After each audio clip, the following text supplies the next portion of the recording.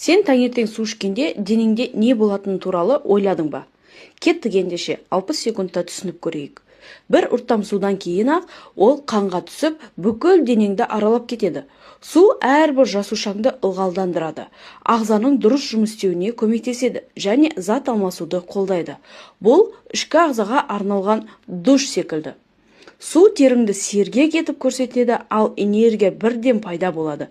Тіпті ұйқыдан енді оянсаң да, өзіңді сергек сезінесің. Бірақ бұл бәрі емес.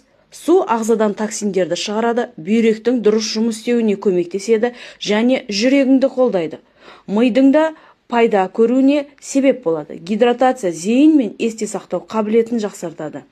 Әр ұрттам су бүкіл денеңе берілетін шағын қуат көзі. Сондықтан ұмытпа, таңертеңгі бір стақан су жай ғана әдет емес, бұл денсаулығың үшін супер қуат. Таңертең байқап көр, айырмашылықты өзің ақ сезесің.